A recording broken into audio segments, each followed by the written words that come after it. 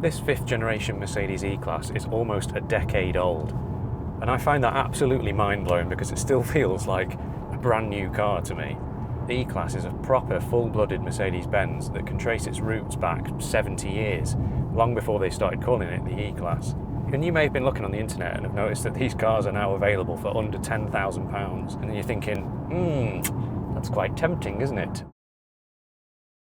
It's a big old barge. It's almost 5 metres long, and it puts it in the category of cars like the BMW 5 Series, the Audi A6, the Jaguar XF. Now the E-Class's true focus is comfort, refinement, quietness, quality, and just relaxing comfort where you can munch up the miles. It's not sporty, although this is the AMG line model, and no car now is free of the modern disease that is making a car sporty when it doesn't really need to be. Comfort is a hugely underrated thing. And of course, it involves things like a very comfortable ride. Well, tick box for the E-Class because it's got a very comfortable ride, very smooth, relaxing. Second, refinement. Is it quiet? Is the cabin noise low? And yes, it's very quiet in here. Seats are very comfortable, supportive, but something that is often overlooked or not thought about so much in comfort, I think, is visual comfort. At the end of the day, you've got to feel like you're in a cosy environment, in a nice, well-built, soothing to look at. It's 100% got that, the way they've designed this interior, with the 4 central vents here and the screen above it. The wrap-around sort of boat-like design. Now all the materials in this car are fantastic. The wood is really nice and it feels like actual wood. You can feel the grain here when you touch it. All the controls and dials are weighted just so. They've got a nice little click to them when you use them. The Mercedes quality of previous times was not necessarily at its best, but I think here in this era they were kind of back on form really. You know, like the light switch, for example, on the right hand side of the steering wheel, it just feels just so. The same with the cruise control stalk. You've got a little clock, an analog clock, which, as I've said many times before, an analog clock makes a car posh, doesn't it? But it's just a nice thing to look at. We've got the heated seat controls here on the right, on the door, which is an interesting place. It has things like the ambient lighting that you can adjust into 64 different colours. I feel like this car was kind of at the forefront of all this modern way of customization. And in most models of this car, you had 2 big screens that ran across. So you had the one in the centre and the one in front of you. This car actually has smaller screens and physical dials. Now that's because this is an early 2016 car, and it was not spec'd up with that screen. Now if you had those screens, this car would feel like an absolute brand new car. So if you're into that kind of touchscreen thing, then I would recommend looking for the big screens. But you can adjust all of the different car settings. You've got drive modes and all the safety features and things. The interior is in this car, it's all black. It's all very sort of monotone. But of course, you could get it with like nicer, lighter coloured woods, and it stood out a bit more. In fact, I would say that this interior, it's somewhere between classy and a bit bling, isn't it? I can't figure out which one it is. Now, I do really like it. I think it looks much nicer than the previous generation interiors of the E-Class, but it's just that little bit sort of in your face. To add to the bling, this car has been signed by the man who started Mercedes-Benz over 100 years ago. Now, despite the fact that he's long been dead, they've brought him back to sign the windscreen of this car.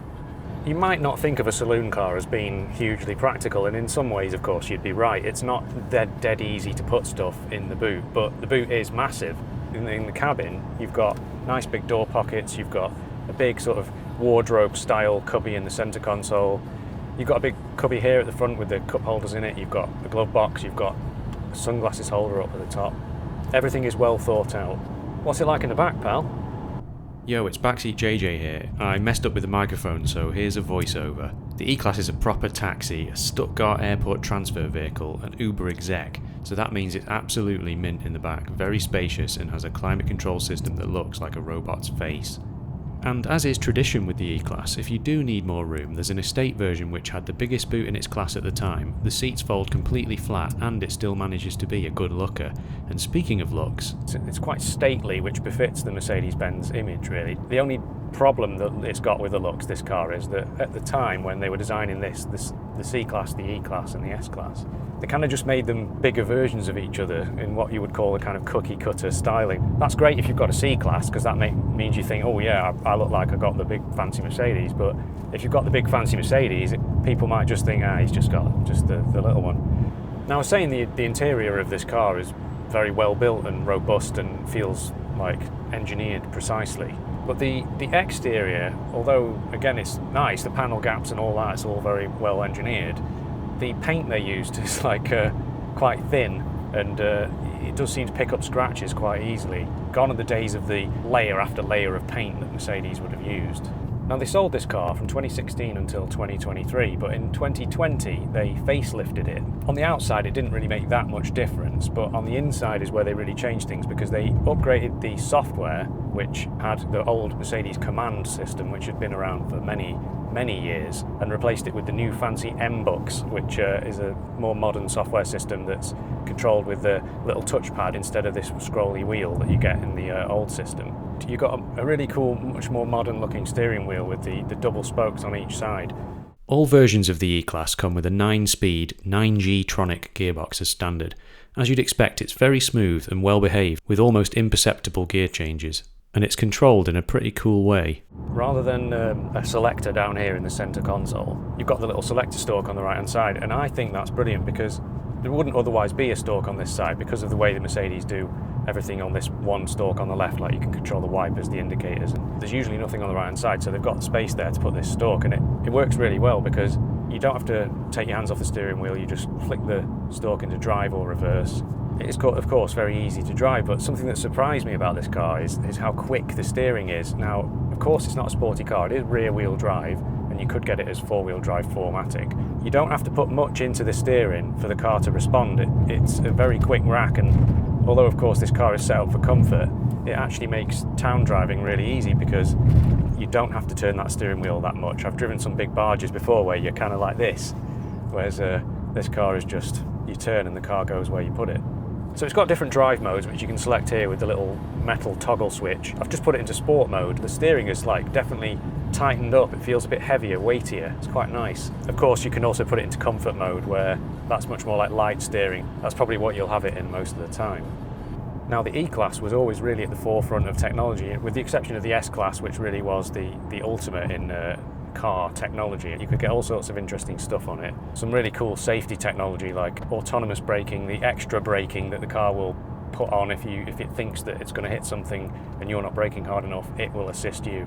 Same with the steering. If it thinks you're going to crash into something and you're steering out of the way, it'll add even more steering to make sure you avoid it. You could also get air ride suspension, which is called Airmatic, and that made the high-speed ride really comfortable in this car, even more so. But probably one to avoid now, because if you're buying a car that's 10 years old, those systems, they're quite flaky and weak, and they end up costing you a lot of money to repair. You could get panoramic sunroof, radar-guided cruise control, system that parks the car itself, where you can bring the car in and out of your garage with the fob. If you want to take your car for a walk, you can. Excellent rear parking system with wide angle. That's on this car, and it's really nice.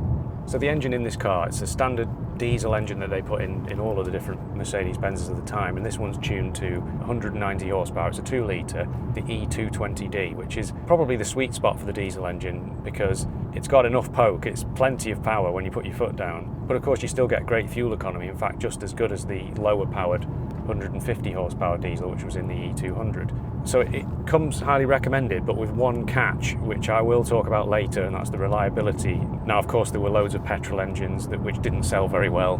There were some hybrid engines. You could get a plug-in hybrid and a mild hybrid as well. Plug-in hybrid, would you want that? Maybe, if you were doing lots of short journeys and you could charge the car up at home every day, but to get 20 miles of range, you'd have to charge the car up every day, and I'm not sure I could be bothered doing that, to be honest. Now, this four-cylinder was known as the OM654 for the real nerds out there. It had one major flaw which started cropping up when the cars were getting a bit more miles on them, and it's that the camshaft bearings can wear out far more prematurely than you would ever expect such a thing to wear out. Generally speaking, a camshaft bearing is just a part of an engine which basically never fails. For some reason with Mercedes, they messed up with that, and it can be an expensive job. Long and short of it is, it's around about a £2,000 to £2,500 bill to sort it out, because it involves stripping down the top of the engine and replacing those camshafts. As I say, other than that, not too much to worry about, so just be aware, and of course, as always, full service history will kind of negate or at least reduce the chance of that happening. If you're watching this and you've got one of these E-classes, please do comment below and let us know how it's been for you. Has it been a reliable car, and do you still like the car? Big thank you to George for lending me this car. George is a lot younger than you might expect an E-Class owner to be. I'm not sure how old you are, George, but you're definitely younger than the average E-Class guy. It's a really cool car to have if you're younger, I think. It's a lovely car, this is. It really is a lovely car. A few questions on reliability, and it's probably a little bit too modern for me. You want, you know, an absolutely supremely comfortable and relaxing and smooth experience with a really nicely put together interior. But yeah, and although you can get them for under 10 grand, I would probably say spend a little bit more and try and find a lower mileage, well looked after, full service history, etc, etc. Fingers crossed, the car you should be able to depend on it. If you want to see a video on the older E-Class Coupe, that's going to be up there. That is a nice car and worth looking at if you're into a more sort of sporty looking Mercedes-Benz. Thanks for watching, and I'll see you in the next one.